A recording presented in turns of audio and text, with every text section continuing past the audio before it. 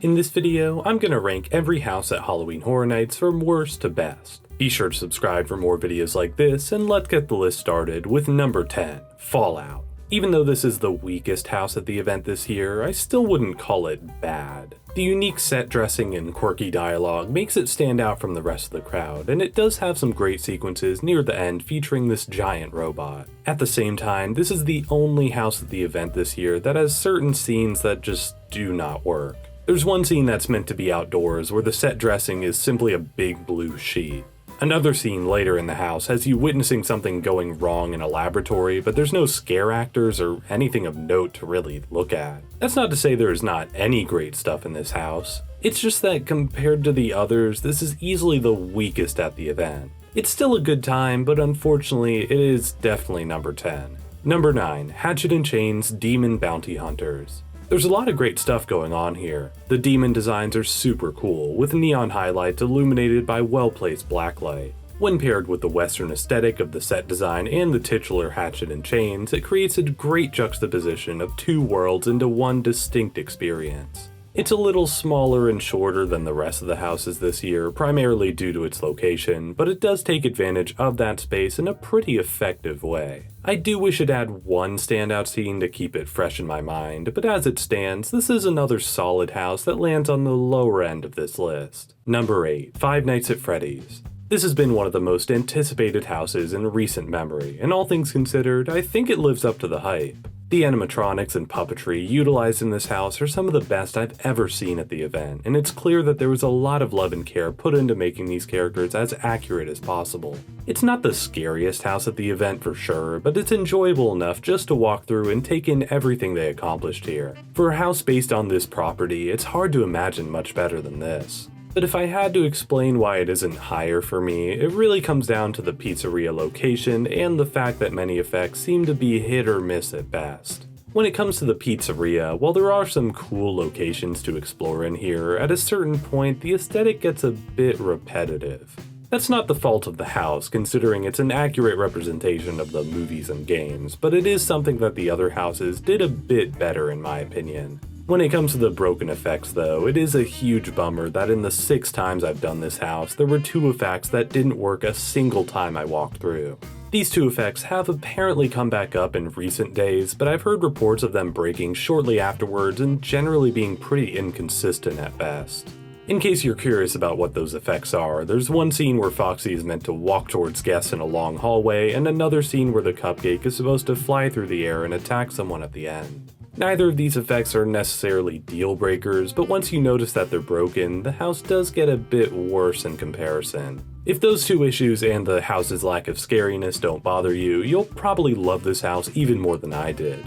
It is one of the most impressive walkthrough experiences I've ever gone through, whether that be at Halloween Horror Nights or otherwise. The fact that I'm saying that for a house that's all the way down at number 8 should speak to how great the event is this year. Number 7, Gulkin Monsters of the North. I love me a good cold house. Yeti Campground Kills and Ghostbusters Frozen Empire were among my favorites at previous events, and this keeps that tradition going strong. The contrast between the cold at the start and the warmth near the end is super interesting, especially when you enter the chest of the giant monster at the end. Seriously, that ending may just be the best finale of any house this year. There are other standout elements here too, like the designs of the monsters and the Wicker Man statue near the middle of the house. Other than that, I don't have too much good or bad to say about it. Gulkin is just a really solid house that's great at basically everything it was going for. Number 6, Grave of Flesh. I was expecting to be much more mixed on this based on the dull name alone, but I'm happy to report that I was pleasantly surprised. This is a house that really grows on you with multiple runs. It's definitely not the scariest thing out there, at least at the start, but the world building and set designs are some of the most interesting stuff that I've ever seen at this event. The house starts out pretty basic, taking you underground to see some mutant rats and other decaying bodies. From there though, it just goes off the deep end. The house starts becoming increasingly more bizarre as you progress through it, taking you through the depths of hell and even some sort of unknown absurdist plane. The concepts it's playing with when it comes to set design may seem nonsensical to some, but to me, I think it's very effective at taking you on an atmospheric and strange journey. I may not be able to parse it together as a coherent story, but to be honest, I find it hard to follow a story in any house, let alone this one. If abandoning any sort of simplistic narrative is what it takes to get a house this beautiful and eccentric, then so be it. I absolutely adore what it's doing here.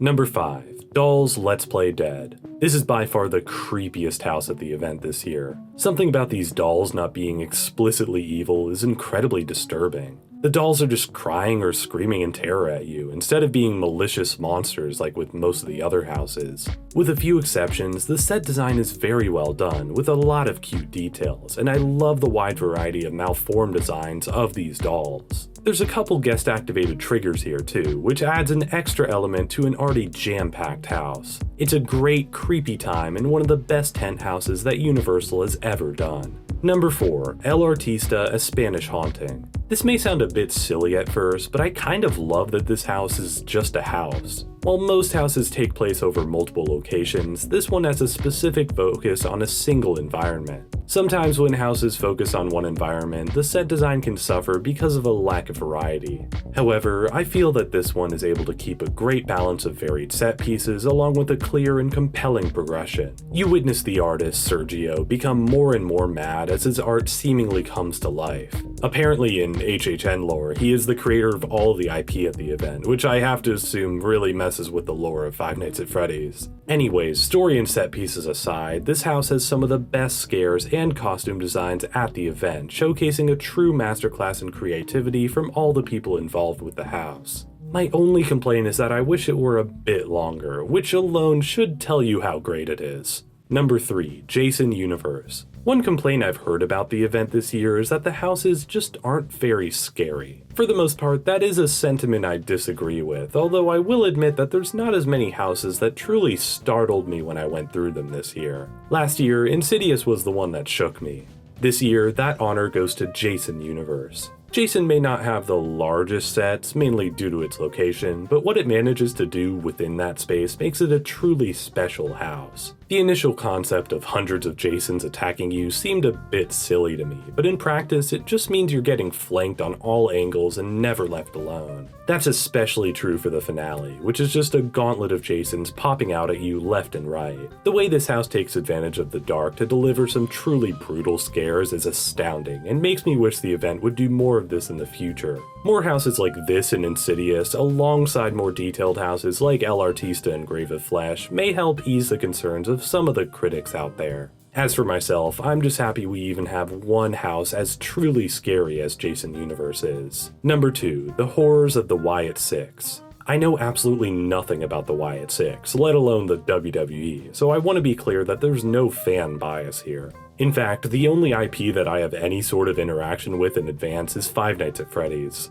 Slight tangent aside, this house was a real surprise for me. The characters are super fun, and diving into each of their unique worlds is a really great hook in this house. I was originally worried when this house seemed to deviate from the initial wrestling concept, but at the end of the day, the departure was really what this house needed. There's so much love put into building up all these characters, to the point where there's even a series of pre-show videos within the queue. All of that love really shines through here, making this one of the most wonderful and surprising houses at this year's Halloween Horror Nights. But the house at the top of this list is a clear victory for me. Not only is it the best house at the event this year, but it might just be the best house I've ever done at Halloween Horror Nights. Without further ado, let's take a deep dive into my number 1, Terrifier. Man, what a fun house. From beginning to end, this house is filled to the brim with grisly kills and a delightful comedic energy. Art the Clown is a true blessing to this event, perfectly balancing the creepier elements of horror with a great comedic edge. Interacting with all the scare actors makes this house so much fun, especially as you near the split paths at the end. In case you didn't know, this house features both a wet path and a dry path, which offer two entirely different experiences.